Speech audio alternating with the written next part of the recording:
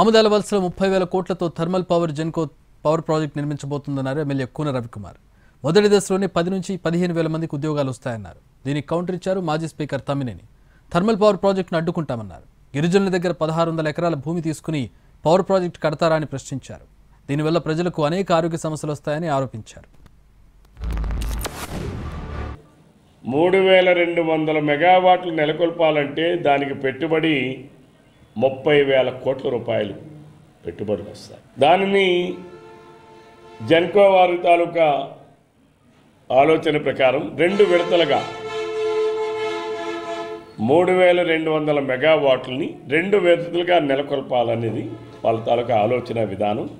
మొదటి విడతలో 1600 మెగావాట్లు, రెండవ విడతలో 1600 మెగావాట్లు నెలకొల్పుతారు. ఈ పరిశ్రమ రావడం వలన మొదటి దశలోనే సుమారు 10-15 వేల మందికి ఉద్యోగ ఉపాధి అవకాశాలు లభిస్తాయి. మొత్తం గిరిజనుల భూములను మాత్రమే మన వాళ్ళు లాక్కొని ఆక్యుపై చేసుకుని ఇవాళ ఈ థర్మల్ పవర్ ప్లాంట్ కట్టాలి. దాని మీద వాళ్ళు ఏమంటున్నారు? మా శవాల మీద కట్టండి అంటున్నారు. ఈ జీవకారుణ్యాన్ని ఈ విధంగా చంపే ప్రయత్నం మీరు చేయండి. ఇది పద్ధతి కాదు అని చెప్పి నేను స్పష్టం చేస్తున్నాను. అంతేకాదు, ఇవాళ అది ఇక్కడ ప్లాంట్ ఉంటే 100 కిలోమీటర్ల దూరం దాని ఎఫెక్ట్ ఉంటుంది.